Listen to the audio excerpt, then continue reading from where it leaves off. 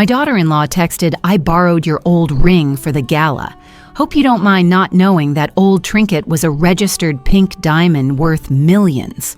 I felt the sting. Then the years in me steadied my hands. This wasn't my first storm. Quietly, I activated the insurance protocol, called my attorney, and let the paper trail start speaking louder than any family excuse. And that moment, on the ballroom steps, it was only the first move in a long, careful game where dignity mine would set the rules. Before I continue the story, please subscribe to the channel and leave a comment letting me know where you're watching from. The morning in Queen Anne was quiet, the kind of Seattle morning that carried both salt from the bay and the faint sweetness of blooming camellias. I bent down with the watering can, letting the cold stream darken the soil under the shrubs my husband once insisted we plant. The gulls circled high, their cries layered with the distant hum of traffic on the bridge. Ordinary, almost forgettable, yet my chest felt tight. In that way it does when you know the ordinary is only skin deep. I straightened, wiped my palms on my jeans, and whispered the line I often carried with me. Like a private talisman, I keep lists for what others forget. Inside the living room smelled faintly of lemon polish. Dusting had always been a ritual, not a chore. My fingers traced the edge of the framed portrait of my late husband, his eyes kind even through glass. I moved the small jewelry chest aside, more habit than necessity, then brushed the panel concealing the wall safe. I didn't open it. Not yet. On the nightstand in my bedroom lay the thick inventory binder pages, numbered columns neat, my handwriting steady. That binder was my guardrail, my proof of care, the system my husband and I had built together long before anyone thought an old pink stone was just grandma's trinket. The house held its breath while I moved protective tenderness, settling over me as naturally as I might smooth a quilt. The rhythm was interrupted by the click of heels on hardwood. I smelled perfume before I saw her. Cynthia breezed through the hallway, her excuse already forming as she lingered near my doorway.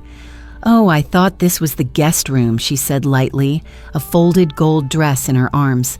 She smiled bright and camera-ready and mentioned her wardrobe crisis for the charity gala that evening. I answered politely, careful to let nothing sharp show. My eyes, though, noticed hers flick toward the jewelry chest. A second too long, a breath too heavy.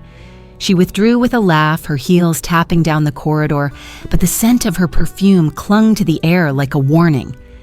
By mid-afternoon, my phone buzzed. A message. "I borrowed your old ring for the party, Grandma. Hope you don't mind." Attached was a photo, her hand raised in the light, the ring flashing pink fire I knew too well. My thumb hovered above the screen. The first stab was not fear, but erasure, the kind of wound that comes from being treated as furniture in your own life. My breath steadied. Then I typed back, "Have fun, dear." A single period. I pressed send. I didn't reach for tissues or wine. Instead, I walked into the bedroom and opened the binder. The familiar weight of it calmed me. Page marked in green, were 847, 5-carat fancy pink diamond 1920, insured $3,000 Sudan dollars. I let my hand rest there. A memory surfaced, my husband's voice teaching me the system, his hand guiding mine to log every detail. It had seemed tedious then. Today it was my fortress. The page glowed under the lamp, and with it the stakes revealed themselves plainly. I picked up the phone again, this time to call Frank. "Activate the protocol," I said. That was all. He understood. He confirmed the timing insurer, notified recovery procedure ready, no need for dramatics. Efficiency, not theater. Relief coursed through me, braided with a steel I hadn't felt in years. I sat for a while thinking of a decade's worth of small humiliations, comments, dismissed invitations, casually lost the way Cynthia would correct me in front of others with a laugh. To confront her now directly would be to hand her the stage. She wanted a fight. I gave her silence instead, and in silence, I armed myself with proof. Documentation was my sword, patience, my shield.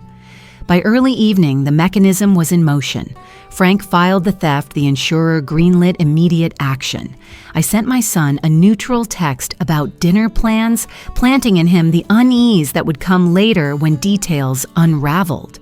On my vanity, I placed the empty ring slot on a white card, a quiet visual record of what was missing. The house seemed to nod in approval. Purpose filled the air. Outside, faint sirens threaded through the neighborhood, a gull crying against the dusk. I set the binder down carefully and whispered to the walls, "We keep our promises." My voice sounded older, but unshaken. I reached for my coat and keys, sliding my husband's old fountain pen into my pocket. When the uniforms reached the ballroom, I was already 10 steps ahead. That thought kept my back straight as the Fairmont Olympics revolving door washed cool air over me. Frank matched my pace. Marble brass piano, Seattle fancy. Phones were out. Whispers rose. Down the corridor, gold shimmered. Cynthia sat on a lobby sofa near the ballroom doors, a ringed island of police and hotel security. The evidence bag on the cocktail table held the small pink spark I knew too well. I kept my hands folded. "Evening, Detective," I said. "Ma'am, Seattle PD Detective Miller," answered badge bright on her blazer. "We're maintaining chain of custody. Security has the guest list and CCTV. We'll need your verification." "I'm not here to plead," I told her. "I'm here to verify."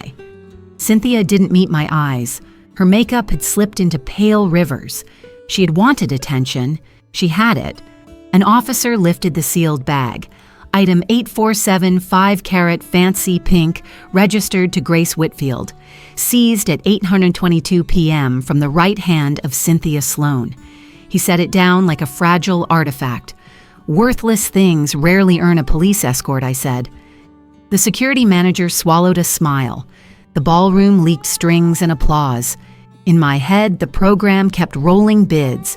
Thank yous, a slideshow. Life continues even when the truth trips a fire alarm. Mom Liam's voice carried. He arrived, flush tie loose. "What are you doing?" She thought it was costume jewelry. "We're not debating value," I said quietly. "We're confirming authorization." She texted that she borrowed it. Borrowing requires permission. "Can we not do this out here?" He scanned the phones, the uniforms, the strangers. "Please." "We tried private," I said, "for a decade."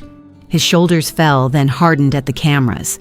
Across the sofa, Cynthia lifted her chin with the practiced fragility of someone used to being rescued. "Ms. Whitfield Miller said, for the record, did you grant permission for anyone to remove this ring from your possession today?" "I did not," I answered. "I have a 5:11 p.m. text from Cynthia saying she borrowed my old ring and a photo of it on her hand." Frank opened his portfolio. Detective supporting documents. He placed a tabbed folder, summary appraisals, policy, inventory, estate transfer. The top page read like a calm indictment. Liam reached for the summary before the detective. $3 million, he breathed the number, stealing air from him. "You never asked what your father left me," I said even. "Cynthia just did without permission." Miller paged through. Chain of titles clear. Policy is active. Security video shows Ms. Sloan wearing the ring upon entry and inside the ballroom. Multiple witnesses confirm she displayed it. Cynthia spoke. "Grace, I thought it was one of your trinkets. I was going to bring it right back. This is a misunderstanding. A misunderstanding is taking the wrong coat," I said. "You went into my room, took an item you didn't ask for, photographed it on your hand, and wore it to be seen." Her gaze jumped to Liam. He didn't move. "Do you wish to press charges related to this item?" the detective asked. I let the music fill a beat. "Yes. File for grand theft of item Double 847. I'll reserve further action pending a full audit." "Understood," Miller said, signaling to an officer. He wrote the case number on the intake form and noted the property receipt. "We'll coordinate with your insurer once processing is complete." "Mom?" Liam tried smaller now. "Is there any way there is a right way?" I said. "We're using it. I won't argue in hallways or online. If we talk, it's in rooms where records are kept. Frank turned another tab. Detective, the ledger notes a tiny nick on the inner shank near the maker's mark visible in these photos. Miller nodded. Matches what we saw. Hotel security stepped in. We'd like to move Mr. Sloan through the service corridor to limit disruption, the manager said. Phones rose as officers lifted Cynthia. She looked at me, fear and anger tugging. Grace, please, we're family. Family asks, I said. They don't assume. They guided her toward the service hall lined with old Seattle photographs. Some guests looked away. Some didn't. The lobby widened once movement stopped. Rain pressed against the glass. The city smelled like wet stone and coffee. Liam stood with the summary page as if it weighed more than paper. The story he preferred was dissolving in the heat of facts. Frank, I said, start a full asset audit. Notify the insurer that recovery is in process. Hold release until Seattle PD finishes. Already drafting, he said. Detective Miller returned with a card. Property receipt number, case number, my email. We'll need you tomorrow to finalize your statement. I'll be there. I slid the card next to Mark's fountain pen in my bag. The pen's weight steadied me. We stood under the awning. Valets jogged. A siren rose and faded on 4th Avenue. I felt no pull toward the ballroom doors. Whatever approval I once chased in rooms like that wasn't waiting inside. Liam approached again, the edge gone. Mom, I should have asked more questions. You still can, I said. Start with yourself. He looked down at the page, then at me, and nodded the first good thing all night. Frank cleared his throat. There's one more matter, he said. I didn't want to cloud the moment. What is it? He lifted a second thinner folder, edges worn, contents clipped. On top, 2 small photos per page, dates typed beneath pawn slips, stamped by shops I didn't recognize. Photos, dates, pawn slips, he said. Proof that tonight wasn't the first time something of yours went missing. The night air still clung to my jacket when I unlocked the front door. The house was quiet, the kind of quiet that has its own weight. I breathed in lemon oil from the polished banister and the faint trace of jasmine drifting in from the yard. My keys went into the blue ceramic bowl Mark bought at Pike Place years ago. My phone face down again. A choice. Frank settled at the dining table with his portfolio. Peter, the private investigator, was already arranging folders like a patient surgeon. I moved to the kitchen, brewed coffee, and set 3 mugs down. No ceremony, just stamina. Peter slid a manila folder toward me. We need to walk through the pattern, he said. Inside a grid. Dates, items, pawn shop addresses. 12 thefts in 2 years.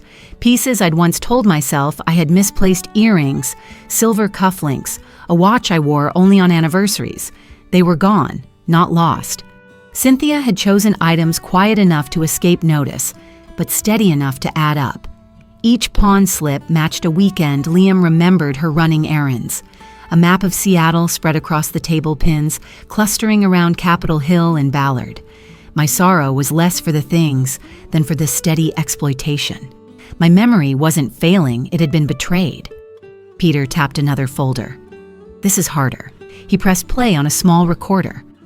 Cynthia's voice, bright, rehearsed. My grandmother's heirloom, need a quick loan. Click. Next, a gift from my husband, he won't mind, it's temporary. Click. Last, medical bills. I'll redeem it next week. Each story was different.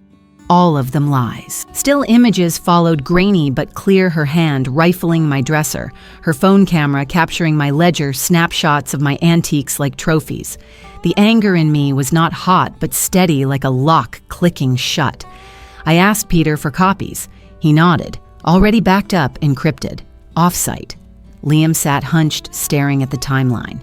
His lips pressed thin as he connected weekend's errands, the same days I had called to ask if they'd join me for dinner. He whispered, I thought she was out shopping. His apology came low. Mom, I should have seen it. I didn't soothe him. You see it now. That's what matters. I slid him a pen. Initial that you've reviewed the evidence. He did, hand trembling. It wasn't for legal weight, it was for truth. He had seen it with his own eyes. Frank straightened his notes. Here's where we go next. He outlined the escalation, notify the insurer that recovery was in progress, compile one consolidated complaint that included grand theft and multiple counts of fraud, deliver the packet to the district attorney who had already signaled interest given the dollar amount. My phone buzzed. Detective Miller. She confirmed chain of custody for the ring, asked me to give my full statement at the precinct by morning. I agreed. Peter added, "We'll need a discreet sweep of your house. Make sure nothing else has walked away. Quietly. We'll schedule it." I folded my hands around the coffee mug. My voice surprised me with how even it sounded. From now on, truth has a paper trail.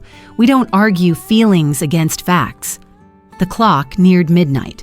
I closed the folders, set them in Frank's briefcase, and pushed my chair back. Rest over rumination, that was the discipline now. Tomorrow would be statements, signatures, rooms with records. Tonight, I kept my own boundary. At 8 a.m., I said I'll walk into the station, sign what needs signing, and let the records say what I have always known. The morning light in Seattle has its own kind of honesty, flat, a little gray, nothing hidden by heat or shimmer. When Frank parked in front of the Seattle police headquarters downtown, I felt that honesty settle in me. The lobby smelled of burnt coffee and floor wax. Bulletin boards lined the walls, weekend reports stacked in neat piles. I straightened the manila folder I carried, the one Mark once labeled House Estate. Today it was my shield. Liam slipped in beside us, his face tight. He didn't try to explain. He didn't need to. Inside an interview room, Detective Miller clicked on the recorder. My voice was steady as I read Cynthia's text. "I borrowed your old ring for the party. Hope you don't mind," and then my reply. The words sounded colder out loud than they had on my phone. Chain of custody papers slid across the table. I initialed each page without my hand shaking. Truth didn't need embellishment. It just needed a record. Deputy Prosecuting Attorney Torres joined us next. Her tone was matter-of-fact, but the weight was clear.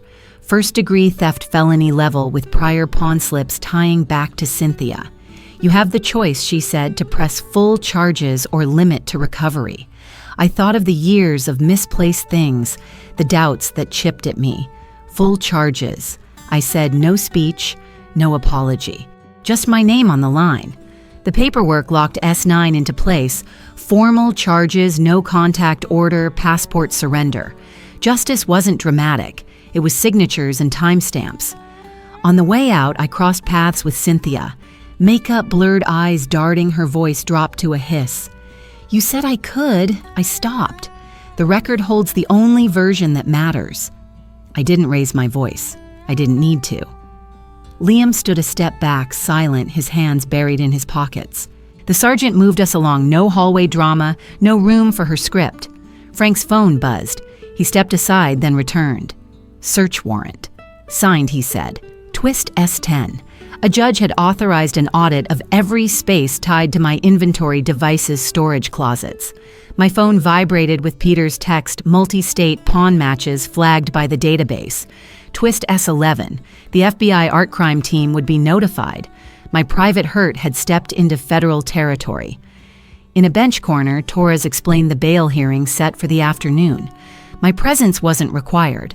The no-contact order covered calls, proxies, even showing up at my garden gate. I looked at Liam. "Your next choices define who you are, not who she was." He nodded, wordless. That was enough. When we stepped outside, the air was damp, the sky a low ceiling of cloud.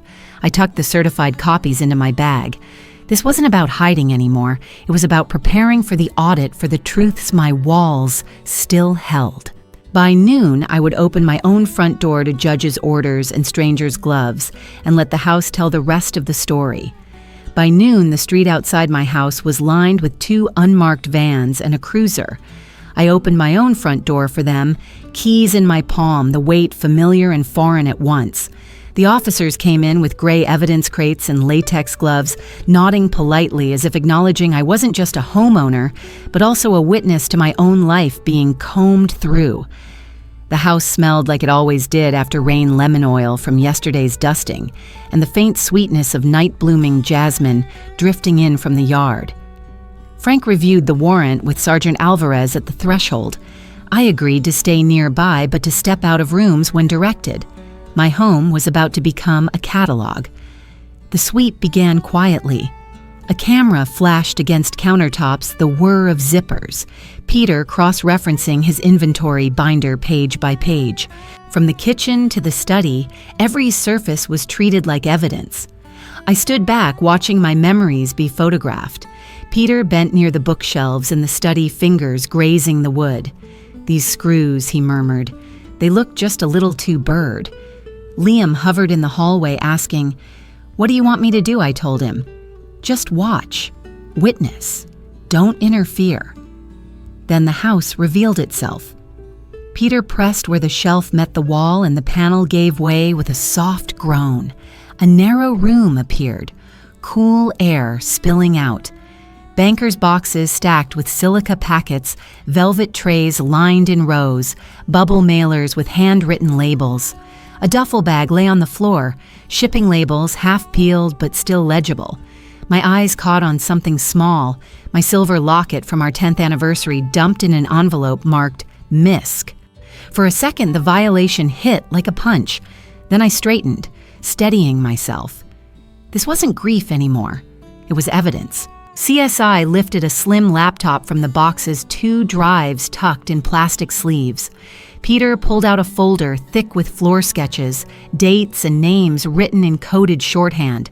Martinez sunroom safe, Bradford garage keypad, notes not of my house alone but others, a system not a whim.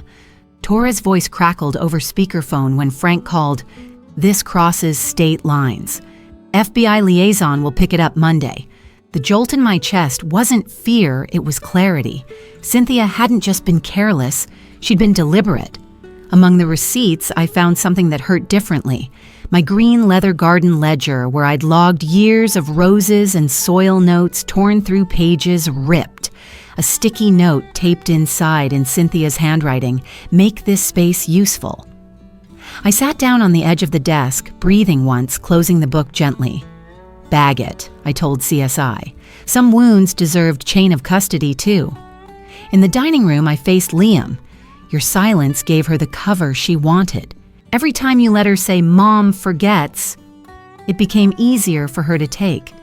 He dropped his eyes, shoulders sinking. I know he whispered. We made a pact right there. He would put his signature on a statement about the calls he overheard, the pressure about a nursing home. And I, his mother, would not protect anything in the name of family pride. Truth was going to have its own roof now. Hours slipped by as each box was cataloged and sealed. Alvarez handed me the return of search copy like a receipt from a store, only this time the price was measured in trust broken. Peter sketched out the restitution roadmap percentages contacts to reach. Torres on speaker promised same-day preservation orders for social accounts and pawn records. My home was officially part of a federal file. By late afternoon, the team wheeled crates out to the vans. The hidden room stood open behind them, empty, exposed, honest. I walked into the garden hose in hand and let water pool around the soil where Mark once planted a rose. "I'll replant it when this ends," I whispered. My phone buzzed on the patio table, a notification from the press asking for a statement and a blocked voicemail, Cynthia's sister. The story wasn't staying in my house anymore. The vans rolled up before the last evidence crate cleared my driveway. By the time the officers turned the corner, the neighborhood hum had shifted. Garage doors paused, mid-close, sprinklers clicked, and Mrs. Turner across the street texted that 2 news crews had circled for 20 minutes. I set the hose down and smoothed my cardigan. No one needs to see a 71-year-old woman rush. I've learned the power of an even pace. Inside, Frank stood in the foyer with Peter and Liam. The house felt rearranged like a store after inventory. "They'll knock in under 5, Frank said, looking through the sidelights. "We keep this brief, no details. You confirm cooperation and ask for privacy. That's it." Peter added, "Expect a smear." Cynthia's side will try confusion or guardianship talk. Liam swallowed hands in his pockets. Mom, I won't say anything he promised. Not out there. I nodded once. We are not putting on a show. We're closing a door. My phone buzzed again, the blocked number that had left the voicemail while the boxes were still being sealed. I let it go to messages. If I've learned anything this week, it's that not every bell deserves answering. The first knock came soft, then firmer. Through the beveled glass, I saw a camera shoulder a microphone flag from a station I've watched over morning coffee for years. I opened the door enough to step onto the mat. Light from the lowering sun caught the brick, made it look warmer than it felt. "Good evening," I said, voice steady. "I reported a theft. I'm cooperating fully with law enforcement, and I'm grateful for their professionalism.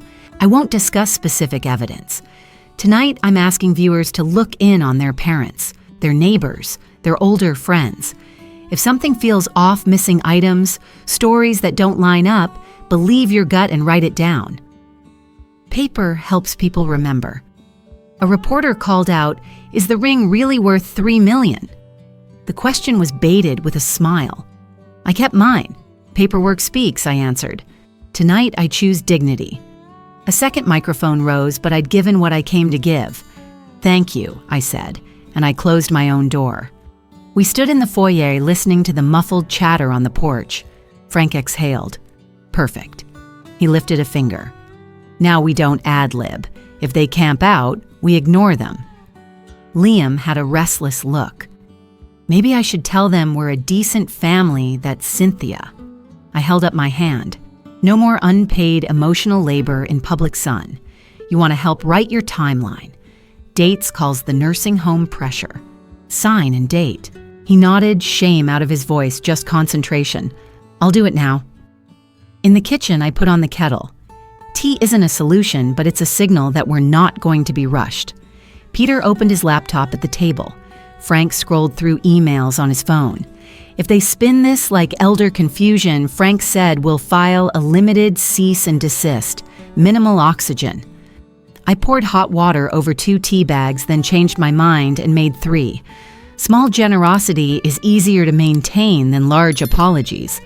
"Frank, I said if our phone rang today, others should ring tomorrow for help." He looked up. "Go on." "A simple tip line," I said. "Elder financial abuse. Not a foundation, not yet. A number and a sentence older folks can remember. If someone lifts what's yours without a yes, call us. We write it down with you." Peter's hands were already moving. I can stand up a landing page before midnight. Forward the line to a voicemail that timestamps and saves. Frank nodded. "We'll run it by Torres. Framing it as community education is clean." My phone buzzed again, the blocked numbers message transcribed. I set it to speaker so we could all hear. A woman's voice, cheerful, syrupy, with a hard undertone. "Grace, this is Cynthia's sister. We're worried about you. You've been confused.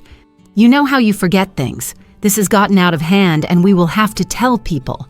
Maybe it's time we talk about someone else handling your affairs. Call me back before this gets embarrassing." The kettle clicked loud in the pause that followed. Peter checked the timestamp. That landed 3 minutes after the first van parked. Frank's jaw set, coordinated. I pressed stop. "Save it," I said, "and make a transcript." A familiar ache rose in visibility, dressed as concern, but it met a new wall I'd built. I wasn't going to explain my memory into being.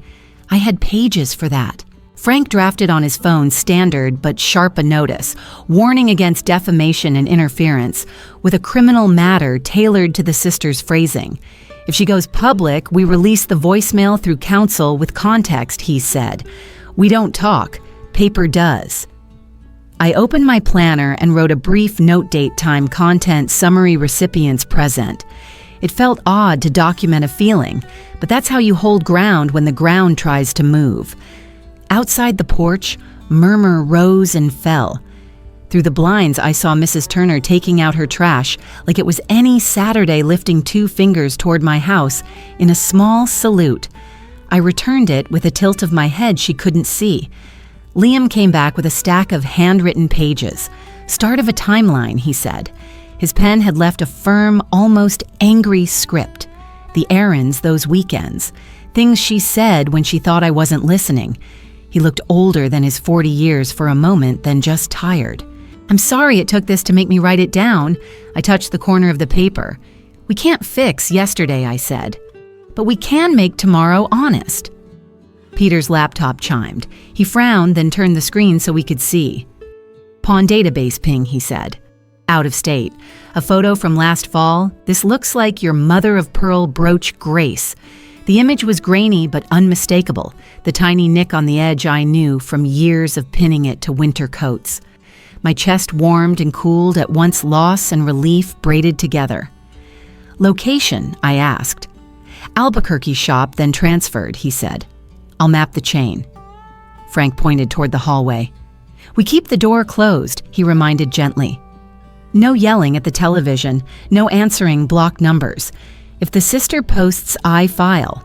I smiled at the image. "I've never yelled at a television, Frank." He grinned. "A first time for everything." "Not tonight," I said. The second knock came lighter, almost polite. I opened the door to the width of the chain. Miss Harlan, a young reporter, said softer than the last, "Would you be willing to comment on setting up a helpline? We heard you mention it." I considered the porch light haloing her face, the blue polo shirts of her crew. "When law enforcement is finished," I said, "I may speak about prevention." "Not before." She nodded, disappointed but respectful. "Thank you for your time." I closed the door and locked it because I wanted to, not because I was afraid. Evening deepened. We rinsed our mugs and stacked them to dry. Liam left with Frank to drop the timeline at the station's after-hours slot. Peter stayed at the table marking the brooch lid. I stepped out to the garden and flipped on the porch light. The bricks warmed to amber. Somewhere down the block, a dog barked at nothing and then at everything. My phone buzzed one more time, a number I didn't recognize. I let it go to voicemail. You learn to separate urgent from loud. When I came back in, Peter had his keys in hand. "I'll keep the monitors on overnight," he said. "If the brooch moves, we'll know." "Thank you," I said. We stood for a moment in the quiet we'd made. "Grace." He added that statement on the porch. "People will remember it." I shrugged. "I didn't say anything special. You said the thing everyone needs," he replied. "Write it down." After he left, I took the little blue bowl by the door and placed my keys inside. The house was still. I checked the locks, not from fear, but from habit. On the counter, I wrote one more line on a sticky note and stuck it on the fridge above the grocery list, "Truth has a paper trail." The porch light clicked off on its timer. Somewhere, a producer left a message asking for a sit-down. I would sleep first. Morning comes early when you're rebuilding a life and paperwork likes coffee. Overnight, Peter's system pinged again. Another shop, another photo. The brooch's path was lighting up like runway markers leading outward. Peter was on my porch at 7:10 with a travel mug and his laptop tucked under his arm. Sunday air still held that cool strip right above the grass, the kind that disappears the second the sun climbs. It pinged again overnight, he said, as soon as I opened the door. Not the Seattle one. Different network. Baton Rouge. We sat at the kitchen table, the one with the nicks from years of school projects and tax seasons. He turned the screen toward me. A pawn database listing filled the page, rose-cut mother-of-pearl brooch oval hairline nick on the eastern edge. The photo wasn't pretty flat, light a hand for scale, but the engraving in the corner glinted just enough. I pulled my inventory binder across the table and slid out the plastic sleeve. My snapshot taken on a better day showed the same tiny flaw. "It's mine." I said the words soft enough to be a fact and not a plea. Hope came with a sting. You don't get back the Sundays you'd planned to wear something. You get the thing, and then the empty space you wore for months looks sillier for having been treated like air. We started calling. Peter conference dialed a detective in Baton Rouge LeBlanc voice patient and awake in the way of people who've done their coffee and their paperwork before 8. He asked for proof of ownership that would make a clerk's head nod, high-resolution photos, appraisal page, serial notes, and if we had it, an insurance rider, cross-referencing my binder. We had all of it. Ma'am, he said, if you send those through your ADA and she routes to me with a formal request, we'll secure the item and hold for pickup. Shop owner's cooperative. I thanked him. The sentence came out steady. Practice helps.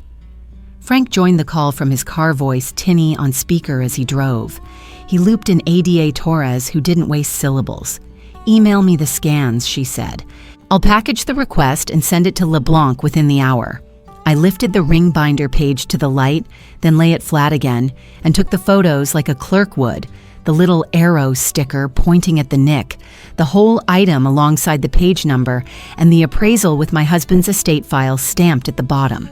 My hands didn't shake. This is the kind of grief that turns into work.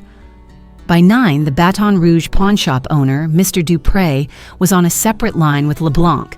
He sounded like a man who'd had more conversations with police than he'd planned to when he opened a business. I'll hold the brooch, he said. Chain of custody starts when y'all get here with paper.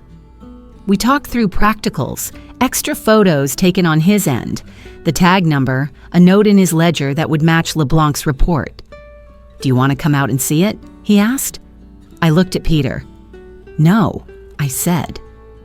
I'm not crossing state lines to stand under fluorescent lights and hover. I won't contaminate anything or overfunction to fix what someone else broke. He gave a soft laugh I liked him better for. Fair enough, ma'am. The house smelled like coffee and lemon oil. Liam came in from the backyard grass clippings, stuck to his sneakers. I mowed the strip by the alley, he said, without being asked, and I felt a small shift, one of those household kindnesses that doesn't solve anything, and yet does. He looked at the screen. That's the brooch you wore to Dad's retirement thing. I nodded. If they secure it today, he asked, does that help Cynthia? There it was, the question I knew would arrive the right kind of wrong. Recovering what she sold doesn't make selling it legal, I said. It helps me get back pieces of my life. It doesn't erase what she did with yours. He rubbed his jaw the way his father did when he was trying not to argue with a meeting agenda. Could you ask the DA for a break if the brooch comes home? No, I said, and kept my tone even. Compassion and accountability are not opposites. We can hold both. If you want to help her, help the truth. Write down every time she pressed the nursing home idea, dates, who heard it, what she said. He swallowed. Okay. I slid a notepad across the table and left him to his work. The county jail patched a call through just before 10. Frank was still on my line, which kept me steady. Mrs. Harlan Cynthia's voice started in a sob and ended in a tone I'd learned to recognize as leverage. I didn't know the ring was that. I thought it was costume. Your memory, Grace, you know it's been... I cut in clearly. All communications should go through counsel. If you drop the charges, she blurted the hissy whisper she uses when she wants to sound both wronged and helpful. I will tell everything. The sister stuff. The counsel, I said again and hung up. The call log saved itself. Liam stood at the sink with his back to us, jaw-tight eyes closed. I'm sorry, he said to the window. She makes everything sound like a favor she's doing you. I poured water into a glass and set it by his hand. That's a trick that only works on people who want to be fair more than they want to be free, I said. We're done with that. Paperwork moved like it wanted to impress us for once. Torres texted that her packet was out the door to LeBlanc. 10 minutes later, he sent a photo of the shop's hold tag, the brooch behind scratched glass with a second slip taped to the case. A little silly to feel your chest lift at a rectangle of paper in a stranger's handwriting, but it did. We'll transfer to our property room by afternoon, he said, and start the return process once your ADA confirms. I thanked him for treating something small like something real. Reporters called again. I let Frank handle the returns. I wrote one sentence for him to use if anyone pressed. We trust the process and thank our neighbors for looking out for their elders. Simple, large letters older viewers could read if it ran as a graphic. He approved it and forwarded to Torres for the county's press contact. We stay small and correct, he said. No speeches. By late morning, Torres called back with a bigger frame. We're seeing similar reports in 2 counties here, she said. Small jewelry heirlooms pawned across state lines. Your documentation is strong. Today's Baton Rouge tie helps. If another piece surfaces, we may bump to a combined task force. I'll flag our FBI liaison so we don't have to start from zero next week. The words didn't scare me. They felt like the right size for what had happened. I stepped outside and watered the roses. The porch bricks warmed under my bare feet. My phone lay face down on the patio table, quiet by design. Liam came out with a typed page. First passes, he said. His handwriting had turned into keystrokes for distance, but the dates were precise. He'd listed the Saturdays she'd cried into a towel about, "How long can we do this?" Your mom is slipping the Thursday she'd sent him an article about guardianship with a heart emoji. The Sunday she'd used my own soup to argue I couldn't keep up with my bills because I'd added too much pepper. Thank you, I said, not for guilt, for choosing clarity. Peter's phone buzzed with that small, exciting hop made by good news or bad. He glanced down, then looked up. Different state, he said. Oklahoma City. A silver locket with initials you'll recognize. He turned the screen. Even mashed through compression and pixels, I could read Mark's MH curling along the edge like a promise kept in silver. The relief hurt. I sat. We do it again, I said. Call their detective. Send the pages. Hold the line. He nodded, already dialing. Yes, ma'am, he said into the phone, and the morning turned into movement again. Emails scanned pages. Frank's voice steady as he bridged offices that don't naturally share. It didn't feel like a victory lap. It felt like walking fence lines after a storm, counting boards still upright, marking where to dig new posts. At 1:30, LeBlanc texted that the brooch had been secured at his property room. He'd log it, photograph it, and forward the return paperwork to Torres by end of day. We'll move faster than usual, he promised. You did our work for us with those photos, I wrote him back. Thank you for being the kind of office that keeps promises long after the cameras leave. Liam hovered in the doorway the way boys do when they want to say something they're not sure will land. Mom, he began, Cynthia's sister texted me. She said, you're making a spectacle and that we should take care of this privately like a family. I shook my head. Families who keep crimes private make more victims. Send her number to Frank. You don't reply. He nodded and deleted the message in front of me, a small, necessary ceremony. I put the hose away and wiped my hands on a towel. The porch light clicked off, not needed in the afternoon. We're going to be okay. I said, not as a spell, but as a schedule. We'll keep answering with paper. We'll keep saying no to every version of be quiet and be nice. And we'll keep going to the garden and to the station and to bed at a decent hour. My phone buzzed once more. Peter's name, a text and a photo. Another shop, another lead lit up on the map like a runway beacon pointing forward Oklahoma City. This time, a silver locket, Mark's initials clear as day. Peter's phone buzzed again before we'd even finished lunch. The photo he turned toward me was grainy but undeniable, a silver locket in an Oklahoma City pawn shop, initials MH, etched on the back with the same tiny scratch Mark had made fixing a hinge decades ago. My chest tightened, not with shock anymore, but with a kind of braced grief. It's his, I said quietly. Hope and loss braided together proof he had once stood right here, polishing that locket, and proof it had been handled like just another item to sell. Frank's office smelled faintly of old books and the faint hum of his coffee machine when we regrouped. He dictated a preservation letter with his usual precision while Peter emailed engravings appraisals and serials to an Oklahoma City detective. Ada Torres looped in a duty judge to subpoena the pawn platform, making sure the listing was frozen before it could vanish. Watching the chain of paperwork unfold felt like watching carpenters shore up a sagging roof, ordinary, methodical life-saving. By mid-afternoon, we were walking through the glass doors of the FBI Houston Resident Agency. Two agents, Silva and Rodriguez, greeted us with clipped professionalism, their conference table already stacked with printouts. Torres had requested the consult. We're seeing a pattern, Silva said. Your daughter-in-law's phone contained geotagged photos from events in Houston, New Orleans, Oklahoma City. Metadata lines up with pawn uploads across 3 states. Rodriguez slid forward a chart arrows between states' timestamps upload IDs. This isn't impulsive, he said. It's structured. Potential enterprise-level case. My stomach steadied. At least someone was calling it by its true size. While we talked, Frank's phone lit up a message from reporter Dana Chu. Story trending, requesting your comment. Frank showed me the screen. I didn't hesitate. One line, I said. We're cooperating with law enforcement to protect elders and recover what belongs to families. He nodded. No speeches, no tangents. Just dignity. The true test came when Mrs. Turner, my neighbor, texted crew outside cameras. Liam suggested silence, but I knew silence feeds rumor. I stepped onto the porch cardigan pulled close. A reporter raised a mic. I repeated my one-sentence calm, measured not a word more. The air felt thinner when I closed the door, but Frank was smiling. You set the frame, he said. Within minutes, the clip hit social media. Comments swung between sympathy and gossip, but the words they quoted were mine. By evening, the FBI agents called back.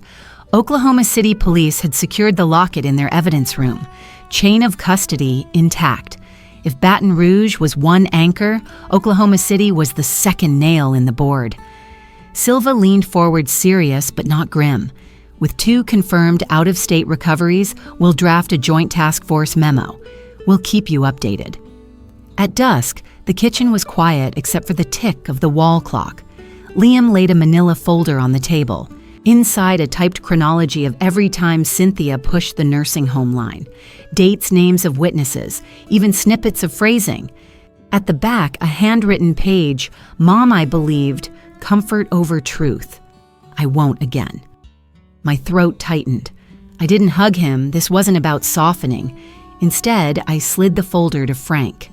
Scan it. File it as evidence.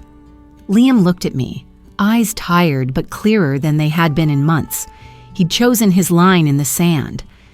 As night fell, I watered the rosemary bush. Mark planted the scent, rising steady in the warm air. My phone buzzed once more, an email from Agent Silva. Expect contact from a federal task force coordinator in the morning. I locked the phone, breathed, and left the porch light on for Liam. Whatever tomorrow held our house would not be the dark place in this story. The porch light I'd left burning for Liam was still on when I woke. Monday sunlight slid across the kitchen tile, clean and sharp. I reread last night's emails with coffee in hand, the coordinator's invitation for a morning huddle. Oklahoma City confirming Mark's locket was in their evidence room, pending federal pickup. Frank called at 8 on the dot. One sentence if the cameras show up, he reminded me. I repeated it back word for word. Liam poured himself coffee and asked if he could add his signature to the chronology he'd typed. Yes, I said. Date it. We're building a staircase, not a bonfire. By 9, we were on the courthouse steps. Reporters were already set hair sprayed against the breeze mics angled high. I gave them my single line that we were cooperating with law enforcement to protect elders and bring family property home. No extra adjectives, no speeches, just air and pavement, and the sound of a bus braking on the next block. Before we could leave, a woman in a navy suit stopped at the base of the stairs, Cynthia's attorney, Hargrove. A misunderstanding, she offered to the camera's voice, smooth as fresh paint. Our client believed she had permission and there are concerns about elder confusion. Frank stepped forward, steady and dry. Documents and recordings speak more clearly than rumor. We'll see you in the proper forum. We walked away. I did not look back. The FBI conference room felt like a different planet badge. Readers, a muted seal on the wall, the hum of a printer. Agents Silva and Rodriguez had the linkage memo projected already dates, pawn uploads, charity guest lists, and the device metadata Torres had cleared for sharing. A detective from Oklahoma City joined by video. He held the locket in a sealed bag and angled it under the light. Even through a camera feed, I recognized Mark's tiny hinge scratch like a signature. Preliminarily consistent, he said, awaiting formal chain confirmation. Silva tapped a notebook. 2 states matched a third in motion. We'll route a task force kickoff for tomorrow and limit public disclosures to preserve additional recoveries. I nodded. Whatever gets it done, clean, which means Rodriguez added no more ad hoc doorstop interviews. He glanced at me over his glasses. You've been measured, but the volume will increase. Frank looked my way. I answered for both of us. Route the press through counsel. I won't try this case on sidewalks. Liam beside me folded his hands. We do this clean, he said and meant it. In the hallway after the briefing, Dana Chu caught us off camera. Off the record, she said softly, a burner account is pushing the senility angle. The timing matches last week's first clips. Peter's thumbs moved fast over his phone. Same cadence, same errors, he murmured. And there it is, phone number reused on upon receipt screenshot. He looked up. We'll preserve an ID. If defense wants to fight in the dark, we'll bring lights. I thanked Dana for the warning. She didn't ask for a quote. She'd already heard the only one she was getting today. Back at the DA's office, Liam asked for a quiet room. He reread his timeline hands, steady this time, and signed a sworn affidavit in front of Torres. Dates places the nursing home pressure quotes placed in their proper mouths. She notarized stamped scanned, then slid him a copy. This is how you love someone right now, she said. He exhaled like he'd been holding his breath for a month. Frank left to file separation paperwork with the clerk. When he returned, he set the stamped page between us. It's official, he said gently. I rested my hand on Liam's shoulder, not to console, but to anchor. We tell the truth, once I said, and we stand in it. Hargrove phoned while we were still at the table.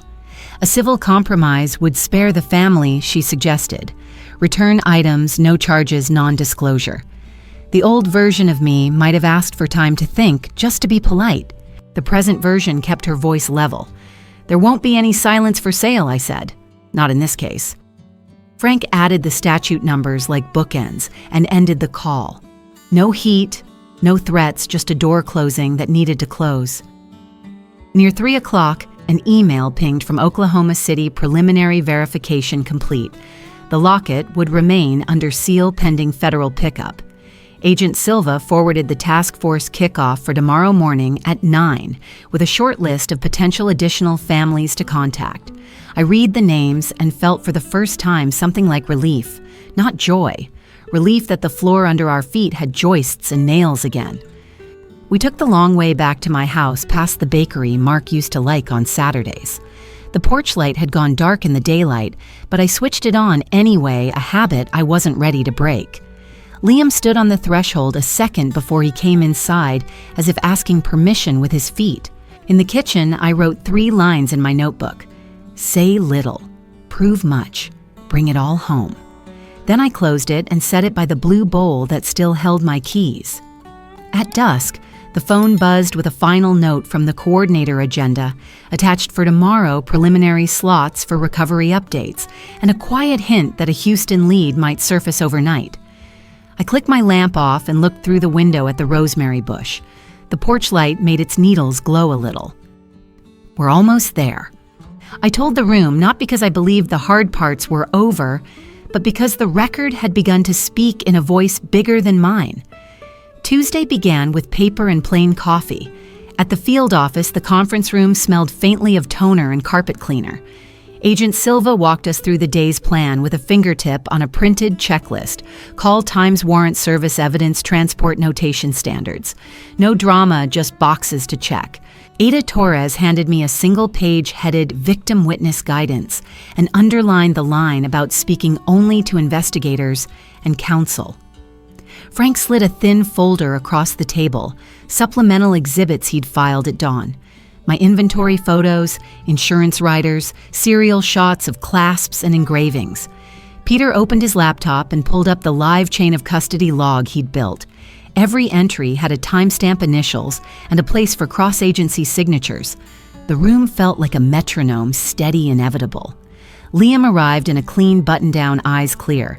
He signed the availability notice for a sworn deposition and handed Frank the separation service receipt from the clerk system.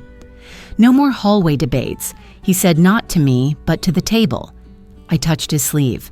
Thank you, I said, because it didn't need more. He asked if he should ride along. Frank shook his head. We'll call when identification is needed. Liam nodded, pocketed his phone, and told me he'd keep the porch light on if we ran late. It was a small promise, but those are the ones that hold. Before we left, Peter gave us a quick update on the burner account that had floated the senility smear. The recovery email tied back to a prepaid phone used at a pawn counter that appeared in last week's spreadsheet. Ada Torres approved a preservation warrant. Agent Rodriguez looped in digital forensics. It wasn't triumph, just a quiet click, as one tooth caught the next in the gear. By mid-afternoon, we were in Midtown, standing outside a storage facility with climate control and bland colored doors. Detective Miller read the warrant aloud to the manager while a body camera recorded the recitation. The man tried to stall by calling someone he called Keen, a name I recognized from appraisals. Ada Torres on speaker advised the manager to comply under the warrant. The steel door rattled up. Behind it, garment bags on a rolling rack, taped crates, a velvet travel case with cracked corners, bubble mailers addressed to initials instead of names. The light inside was cool and dry. Agent Silva photographed the unit before anyone crossed the threshold. Then she stepped in and began to read each tag into her mic date venue city. We transported the first wave to the evidence bay, where Tech Ruiz had set up a folding table and a white backdrop. He lifted one lid at a time, photographed, weighed, and logged. A tray held a brooch I had told myself I'd misplaced its clasp, nicked just so. Another box held a cufflink, said I remembered digging from a cigar tin in Mark's desk 20 years ago. Each time something surfaced, I identified it by number and a plain description. No commentary. Agent Silva repeated my words for the recorder, then Ruiz sealed and labeled it. There was no pink diamond ring, not yet, but the pattern was undeniable items, tagged with charity circuit dates, shipping labels in small batches, notes that mixed flattery with logistics names and dress codes, which hand a woman favored for a cocktail. On speaker, Keen denied everything and then gave away more than he knew. Agent Rodriguez kept his voice mild. We're just confirming valuations for recovered items. Keen scoffed at the numbers, named a buyer in Baton Rouge to prove a point, and stopped when he realized he'd done it. Ada Torres asked for the spelling, thanked him, and muted the line with the same tone you'd use to switch off a lamp. We'll pass that to Louisiana, she said. The call from Hargrove came just as Ruiz was sealing another tray. Her pitch had new polish, but the same bones: a civil settlement for closure and NDA, a cap on restitution, quiet returns. Everyone moves on. Frank declined in a voice even flatter than hers. This is a matter of public interest with multi-state conduct, he said. I added a single sentence because I wanted it on their recording as well as ours. There will be no private bargains for public harm. Hargrove paused long enough to mean something, and then ended the call. A minute later, Liam texted, "Proud of you. Keep the light on." I answered, "Always." The work stretched into evening. I stood when needed, sat when I could drink water from a paper cup, and kept my answers short. Ruiz narrated each step without flourish. Peter updated the log as signatures accrued. Agent Silva scheduled tomorrow's task force call from the corner of the bay, voice low dates crisp. When a tagged garment bag produced a velvet ring slot with an impression, but no ring, I felt my breath hitch and then level out. "Note empty slot," Silva said into her mic. It was a strange kind of relief to hear absence recorded without judgment. Outside, Houston's heat softened but didn't lift. The sky went the kind of purple that makes streetlights look theatrical. We finished what could be finished. Ruiz sealed the last container for the night, and I signed as identifying witness on the pieces that were mine beyond doubt. He gave me a carbon copy of the seal log. I slid it into my bag behind the victim witness sheet, paper stacking on paper until something like justice had shape. Back at the office, Agent Rodriguez stepped in with a final digital note. The burner account had pinged a recovery address near a condo tied to one of Cynthia's friends. Forensics would chase it down with the warrant in hand. "Let us follow it," he said gently. "You've done your part." I nodded. Quiet power means knowing when to act and when to let the system do the heavy lifting. By the time Frank dropped me at home, the neighborhood was rinsed in porch lights and sprinkler hiss. Liam had left mine on as promised. I took my tea to the swing and opened my notebook. Say little, prove much. The line had become a kind of rail I held to on stairs in the dark. The phone buzzed once more. Peter another hit on the burner, same condo, new timestamp. I typed back, let's finish the map. I locked up and did a final walk from back door to front, as I have done every night since Mark died, touching frames and checking latches. The house felt honest again, emptied of hidden rooms and whispered errands. Tomorrow would bring the task force call and more lists. Tonight, there was only the porch light, the hum of the street, and the knowledge that what belonged to my family was finding its way home, one sealed bag at a time. The morning light slanted through the blinds when I spread Peter's one-page timeline across my kitchen table. Frank rehearsed my 3 lines with the patience of a coach before a championship name, the harm, respect the process, refuse private bargains. I circled 2 dates with a pen, moments that mattered to me, not for the cameras, but for closure. Liam poured coffee, set the mug by my elbow, and asked if I wanted him to sign below his affidavit again, just so it feels official. I smiled, kept my hand steady on the pen. Today, nothing was going to shake my words. By 9, the press room was already humming. Ada Torres moved briskly, a stack of papers under her arm, while S.A. Silva clicked through the slide deck. The cover image wasn't a headline grabber, it was a silhouette of my ring anonymized. No names, no family tree, just an outline of what had been stolen and where it had landed. Rows of cameras lit up as if it were prime time. I steadied my breath. This wasn't about theater, it was about truth. When Torres nodded, I stepped to the podium. My statement was less than 90 seconds, just like we rehearsed. Say little, prove much. My voice didn't quiver. I spoke of dignity, of law, of protecting elders. A reporter tried to bait me into gossip. Was this really just a family squabble? I met her eyes. Family drama doesn't earn federal warrants. Paperwork does. Tonight, I stand for every grandmother who was told she was confused when she wasn't. And then I stepped back. Liam followed. He unfolded a piece of paper, and for the first time since this began, he spoke where everyone could hear.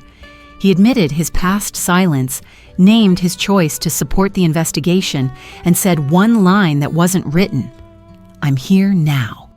He looked at me. Not the cameras when he said it. I didn't nod, didn't cry, but my chest loosened in a way I hadn't felt in months. The questions turned sharp. Ms. Hargrove appeared in her tailored suit talking about misunderstandings and restorative closure.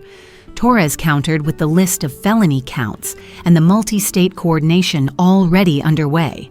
A reporter asked whether private NDAs were appropriate in elder exploitation cases. Torres answered with one word, no. My own words followed steady, as iron public harm needs public truth. The room shifted. Even the cameras seemed to pause. Then Rodriguez took the mic, unveiling the multi-state map. Baton Rouge, Oklahoma City, and Houston glowed with red pins on the screen. Arrows traced PawnNet uploads, charity guest lists, and metadata trails. On one slide, a brooch identical to mine appeared log-tagged and sealed in evidence. I felt vindication, but it wasn't gloating. It was proof that memory and paper had held firm. That evening, in a midtown community hall, 2 other families sat across from me. One brought a folder of missing watches. The other carried a photo album with empty spaces where rings had been cut out of pictures. We traded steps like recipes, inventory, logs, powers of attorney-safe practices. I told them about photographing heirlooms with grandchildren. It teaches both value and memory. We laughed a little the way survivors do when they find each other. Back home, Frank's phone buzzed. It was Hargrove again, offering confidential mediation tied to Cynthia's cooperation. Frank ended the call on speaker. I didn't even lift my head from my notes. No side doors, I said. By nightfall, Liam and I sat on the porch with the light still glowing. He asked about Mark's cufflinks now bagged and sealed. I said, we kept the important thing, our name back. The street was quiet, only the hum of cicadas. My phone buzzed once more, an unknown number. The text read, Damon Pierce, TV producer. Would like to talk about elder fraud awareness. Call tomorrow. I closed my notebook after writing one line, "Truth once spoken will not be invisible again." At sunrise, I laid one sheet of paper on the kitchen table and trimmed my victim impact statement until it breathed like a prayer. Name the harm, name the dignity, name the purpose for what comes next. Frank timed me with his watch and nodded when I landed just under a minute. Peter texted that chain of custody returns were queued for later pending the judge's order. I put the page in a plain folder Mark once labeled House Estate. I wasn't carrying grief to court. I was carrying a record. The courthouse hallway smelled like coffee and floor wax. Liam stood beside me in a borrowed tie, hands quiet, eyes steady. Cynthia entered with Ms. Hargrove, shoulders narrow, no eye contact. Ada Torres summarized the multi-state work, Baton Rouge, Oklahoma City, Houston, then read the counts without heat. When the judge asked for an allocution, Cynthia admitted the thefts and the lies in a low-practiced voice. No theatrics. I stepped to the lectern and read my page. "I don't need your apology to be whole," I said. "I needed the truth to be public." I didn't add anything else.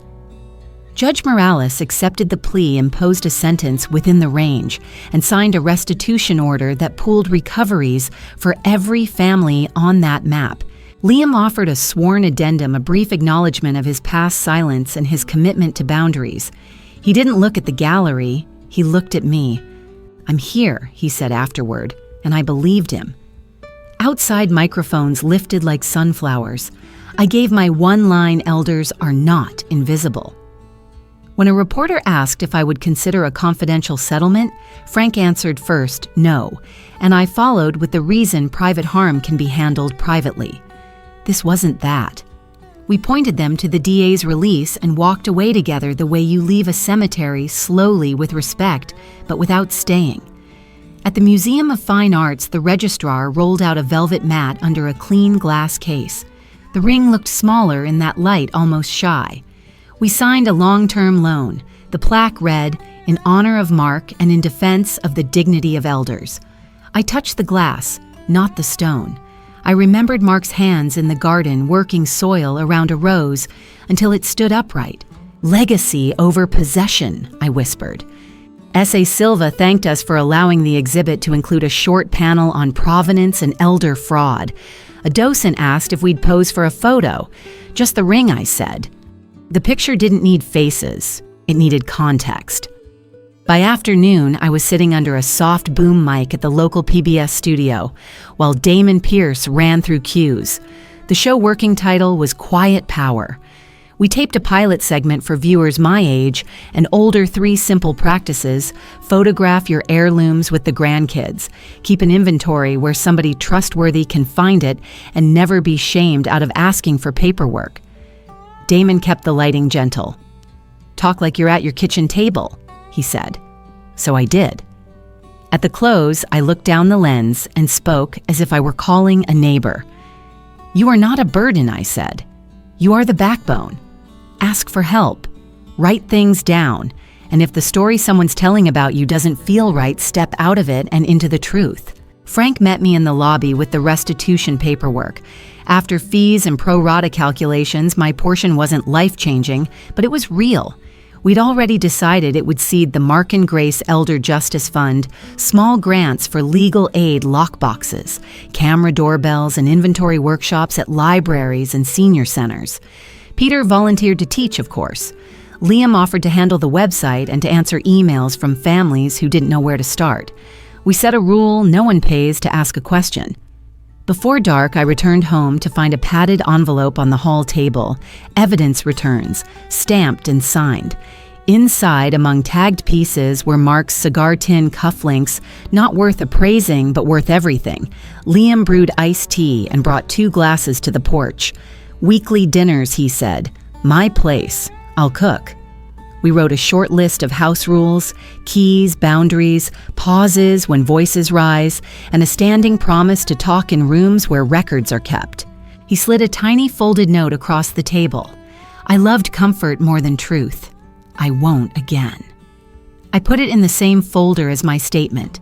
Night carried the smell of cut grass and a neighbor's grill. Somewhere down the block, a dog barked and settled. I opened my phone and saw messages from the community center, 3 slots already filled for the first workshop. A grandmother asked if she could bring her daughter and 2 grandsons. Yes, I typed. Bring everyone. We learn better in families. I walked to the garden and watered the corner where Mark's favorite rose had struggled last summer. The soil took every drop with gratitude. Through the kitchen window, the house looked like a photograph. I wanted to keep a table with papers in order, a lamp burning low, a son rinsing glasses without being told. The ring sat behind museum glass, now safer than any drawer. My name sat back where it belonged, safe inside my chest. When I came inside, the pilot crew's email chimed with a rough-cut link and a single line from Damon. "You kept your promise on camera, say little, prove much." I smiled. In the notebook I've carried since this began, I wrote the last entry I needed to write. My worth was never in the ring. It was in remembering who I am and refusing to forget again. I'm leaving you with this. Your worth isn't in what you own. It's in what you remember about yourself when people try to rewrite your story.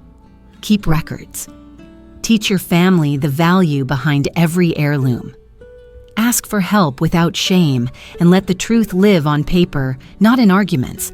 If someone calls you confused, answer with dates, witnesses, and dignity. What did my journey make you rethink about protecting your elders and your name? If this touched you, comment 1 or tell me where you're watching from. If it didn't, say why. And if you want more stories like this, please subscribe to the channel.